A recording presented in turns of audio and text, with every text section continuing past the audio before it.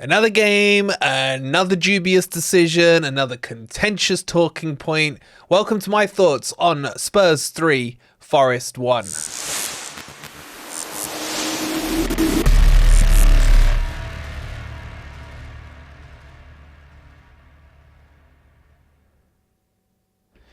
Good morning, good evening, or good night. Hope you guys are doing well, and welcome to my match review on Spurs 3, Forest 1.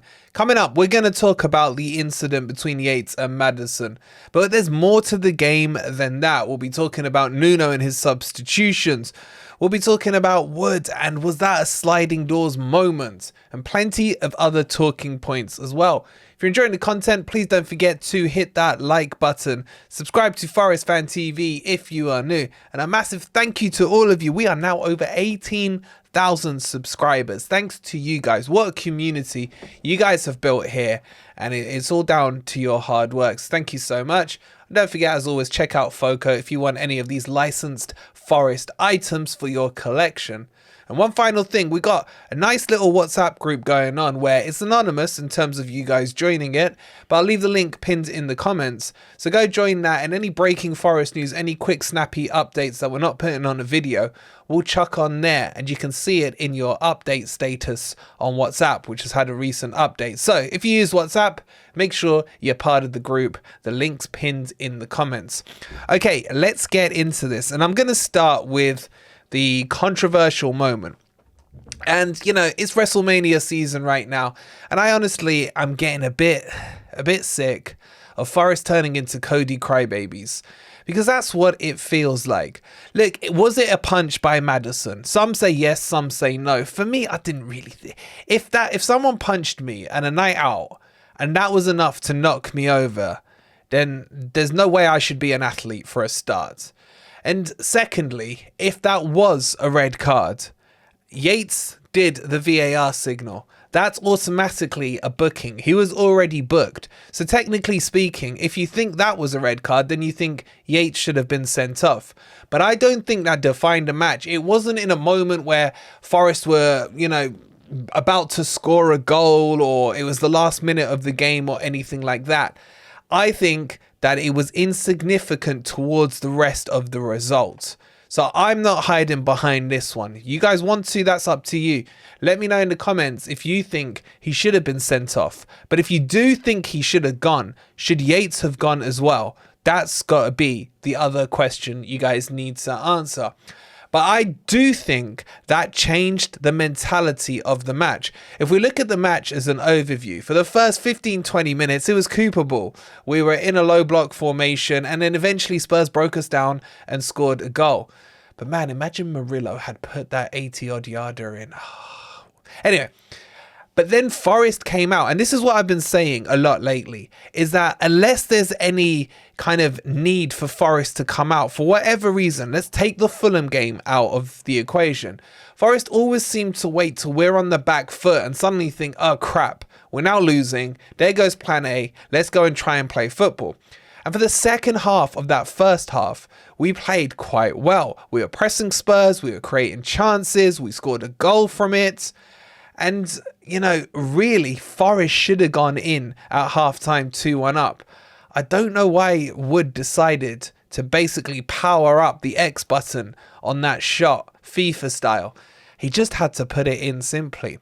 But I'm not going to go in on Wood because he scored a decent goal for me to get us back level. It's probably the first time in a long time I've seen him miss some opportunities, because he had that header as well, kind of similar to the one he scored against Crystal Palace. But the point here is that chances were still being created.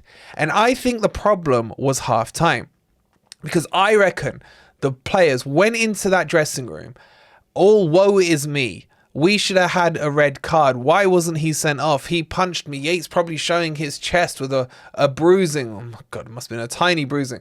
Saying, what's going on here? And instead, and again, this is me just speculating, instead of Nuno saying, shut up, it's happened, let's get on with the game, It was almost like they had a little, mother's meeting about it, because the evidence for that is the first 15 minutes of that second half. Forest just didn't come out and play. And then Spurs got, yes, a corner goal. Yes, it was a great shot, but the closing down was so bad. I think it was Nico Williams and Wood. They both decided to do the Black Lives Matter, take the knee, rather than go forward and close the player down. That is meant to be for before the match, man. If you missed it then, don't try and reenact it during the match. Close the damn player down. Smelt of a few of the long-range worldies we let in last season. And then the third goal goes in, and my biggest problem after that isn't that we went 3-1 down, it's that we waved the white flag, that we just gave up. I never like to use Luton as an example or a team that any team should aspire to.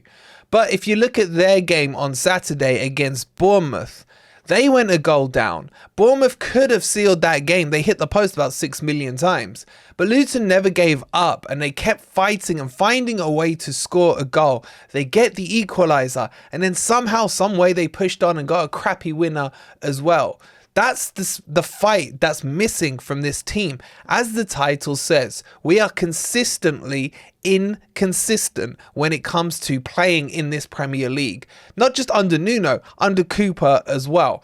And that for me is the frustration. You go from the highs of a Fulham game where you see signs of what you expect from the quality of the players we have on the pitch or on paper, to some of the crap we saw yesterday in that second half. And for me, the first 15 minutes was the worst, where we were just like, we're just going to try and get a point here. Come play through us if you can. And that for me is a huge frustration. On top of that, I'm sick to death of talking about the substitutions. And I don't know why Nuno does it. I don't know why he has to make a sub to make a sub. And what do I mean by that? He takes off Morgan Gibbs-White. Okay, he pulled a hamstring or whatever the injury or fear of injury might be. Instead of putting Reina in the 10, he puts Dominguez in the 10.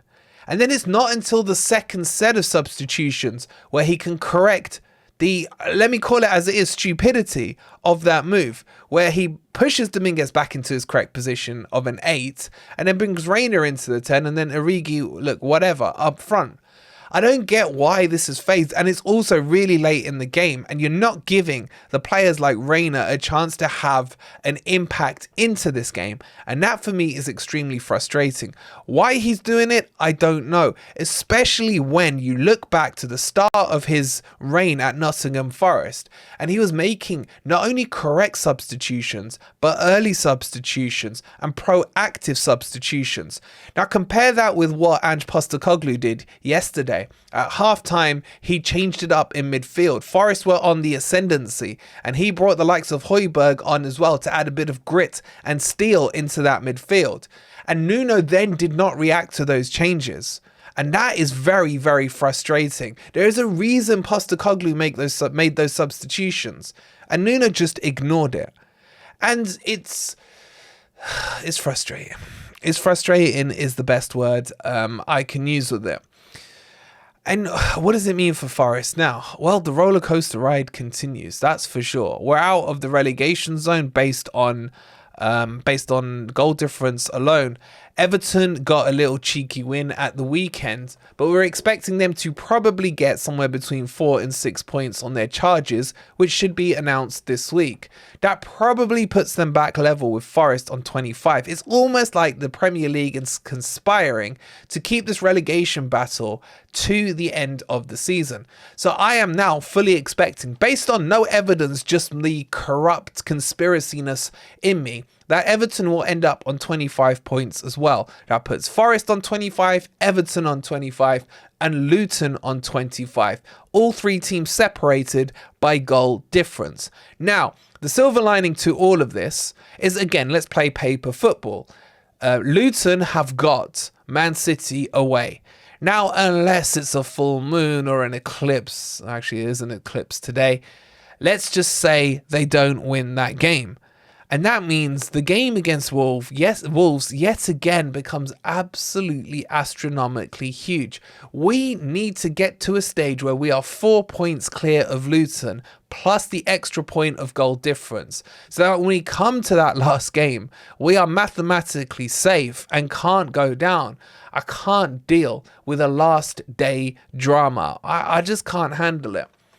And then I come back to this Spurs team where many teams in our position have struggled, have done well against them, and Spurs have struggled. That second half just wasn't good enough. And they still remain the only team that Forest haven't been able to take a point from since we come back in the Premier League. And yes, that was reminded to me by my brother. And yes, I act on this game with emotion. My emotions in this game is different to everyone else's because I have personal vendettas riding against it. But I'm sure you guys can forgive my frustrations on this one. There's a lot of talk again about Nuno out, Nuno in. My stance hasn't changed on him. I don't see any point in a managerial change. I still think he has it well within him to rectify this situation. And I just don't see what change would be viable enough to get Forest out of this with, 7 games left to go now. This is just going to be a slugfest, and you've just really got to hope that we outpunch either Luton, Everton, or both of them. But it's going to be a roller coaster. Look, we're going to break this game down fully tonight on the earlier time on Grumpy Old Reds of about 6:30 tonight. So make sure you do tune in. We'll have the full panel on and get their thoughts on it. Should Maddison have been sent off? Were Forest unlucky? Or did Forest just wave the white flag in that second half? I look forward to reading all your comments in the comments down below, so get them in now. And if you haven't already, please do hit that like button. Subscribe to Forest Fan TV if you are new. And again, many, many thanks for 18,000. You guys are unbelievable. You've made us the 30th biggest Premier League channel, including all the Man U Liverpool ones and all like that, on YouTube. You guys are ridiculous. Thank you so much. We'll see you tonight on Grumpy Old Reds. Come on, you Reds.